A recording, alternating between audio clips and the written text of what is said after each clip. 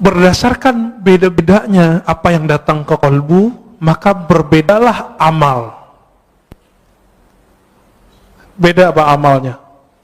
Antara Nabi Adam dengan Nabi Nuh beda nggak doanya? Beda. Nabi Nuh dengan Nabi Ibrahim beda zikirnya. Nabi Ibrahim dengan Nabi Musa beda zikirnya. Nabi Ibrahim apa zikirnya waktu dilempar ke api? Hasbiyallah wa ni'mal wakil. Cukuplah Allah sebaik-baik yang mengurus melindungiku. Itu api zahir. Apalagi api dunia, api syahwat. Maka salah satu cara terapi orang untuk melemahkan syahwatnya adalah, mengendalikan syahwatnya adalah hasbiyallah wa ni'mal wakil, atau hasbunallah wa ni'mal wakil. Dizikirkan 450 kali setiap hari. Ini zikir yang diajarkan Maulana al-Imam Abdul Hasan Syazili. 450 itu dikit, Pak. Orang bisa handphonean, smartphone, bisa Instagram di setengah jam kok. Baca hasbunallah wa ni'mal wakil itu paling 15 menit beres. Itu kolbu udah kenyang itu. Ini yang diwariskan para nabi. Siapa yang zikir hasbunallah wa ni'mal wakil, dia akan menjadi pewaris Nabi Ibrahim. Siapa yang zikir la ilaha illa anta subhanaka inni kuntu minaz zalimin, dia telah mewarisi rohani Nabi Yunus. Kenapa Nabi mengatakan al-ulama warasatul anbiya? Setiap ulama itu dia mewarisi rohani para nabi. Nabi tidak doktor. Nabi tidak baca kitab. Nabi baca yang di kolbunya. Maka orang yang mewarisi kenabian itu mewarisi kolbu Nabi sallallahu alaihi wasallam. Maka jangan andalkan gelar-gelar kita. Udah lewatin semua itu. Tanya ke dalam kolbu, aku mewarisi Nabi siapa? Dan orang yang disebut kutubul awliya, wali paling poros, yang keberkahan bumi itu karena doa-doanya. Jika Imam Ibrahim bin Adham mengatakan, ya ashabal hadis, wahai ahli hadis, tolong doakan kami.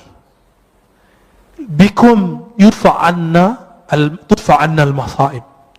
Karena kalian musibah-musibah Allah jauhkan dari kampung kami. Oleh karena itu para imam kita sebagai disebut oleh Imam Zahabi mengatakan aqrabut turuq ilallah al-hadis, talabul hadis. Salah satu jalan pintas menuju Allah adalah belajar hadis. Karena Allah belajar hadis nyebut sanad dari fulan, dari fulan, dari fulan, dari Nabi, dari Jibril, dari Allah Ta'ala. Itulah sanad Quran, sanad hadis qudsi, sanad hadis Nabi sallallahu alaihi wasallam.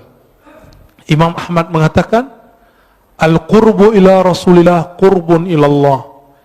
Orang yang punya silsilahnya dekat ke Nabi, dia telah dekat kepada Allah Ta'ala.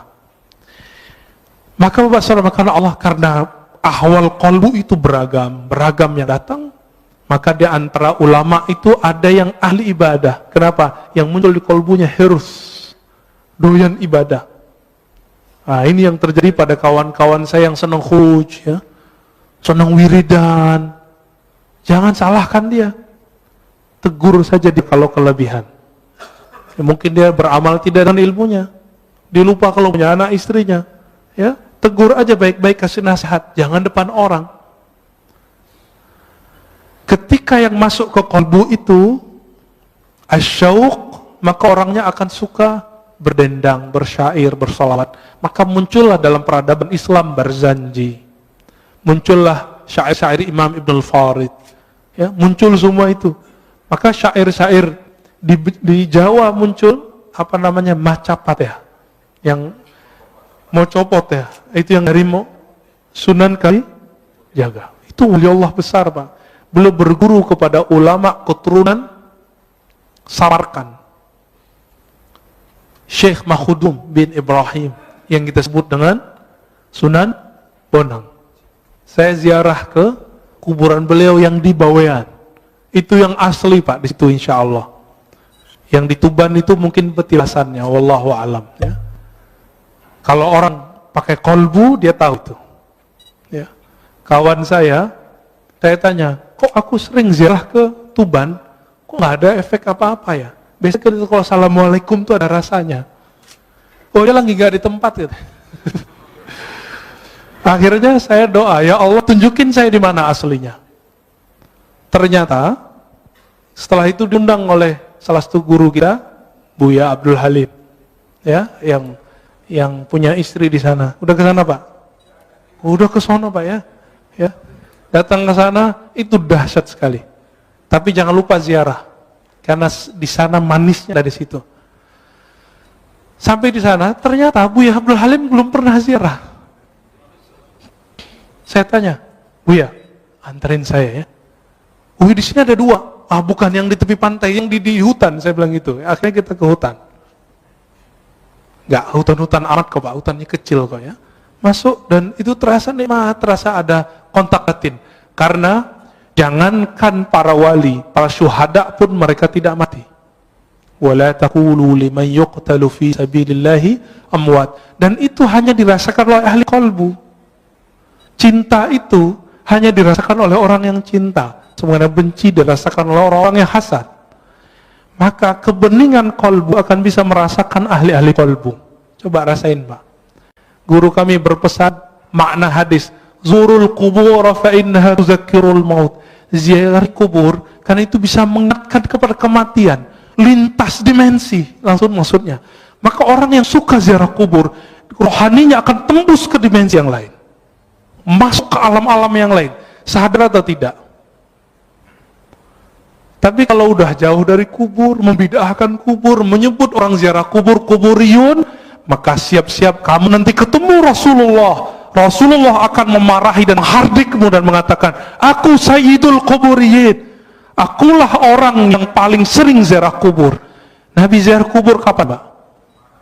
Malam. Dan hampir setiap nginep di rumah Aisyah radhiyallahu taala anha. Berani bilang Nabi Sayyidul Kuburiyin, penyembah kubur. Hati-hati, pemuja kubur, hati-hati. Semua yang kamu lafazkan Allah hisab. Kalau kalbu nggak nyampe, nggak usah ingkar. Imam Sya'rani telah nulis berkali-kali fakta beliau. Kalau kamu tidak faham, jangan ingkar. Sekali kamu ingkar, haramallahu alaika. Allah haramkan bagimu untuk merasakan itu. Makanya kalau udah benci sama kita, benci sama kajian kita, nggak nyaman Pak. Langsung keluar. Ngelihat imam kita doa aja langsung keluar. Nggak bisa husnuzon, nggak bisa menikmati perbedaan faham. Betapa sempitnya kalbu, padahal kalbu itu lebih luas dari dunia dan seisinya. Hadis meskipun dhaif, tapi ulama mensahihkan maknanya. Mawasi'ani ardi wala samai. Aku ketika memandang ke langit dan bumi tidak sanggup menahan pandanganku. Itu yang disebut Allah ketika memberikan amanah kepada langit dan bumi, semuanya nolak. Inna wasi'ani, yang sanggup menerima pandangan itu adalah qalbu abdi al-mu'min, qalbu hambaku. Ada kalimat hambaku di situ, al-mu'min, yang dia beriman. Makanya orang-orang yang beriman ini qalbunya lapang, hidupnya tenang, pikirannya masya Allah, ya, nggak ada kepanikan di qalbunya, ya, nggak rusuh. Bapak saudara, karena Allah, maka di antara mereka ada yang zuhud, karena yang datang qalbunya kebencian dunia. Di antara mereka ada yang muridin, ada yang wara, ada yang arif. Puncaknya nanti arif. Nanti tanyalah ke Kiai Ahmad Shadiq, itu arif itu apa sih? Atau ke kiai-kiai yang lain, ada siapa? Kiai Luqman ngajar di sini juga. Ya, Kiai Luqmanul Hakim. Nah, itu orang-orang ahli kolbu semua. Sebenarnya beberapa banyak masih ahli kolbu. Silakan dicari sendiri atau tanya ke ahli kolbu siapa mereka. Ya.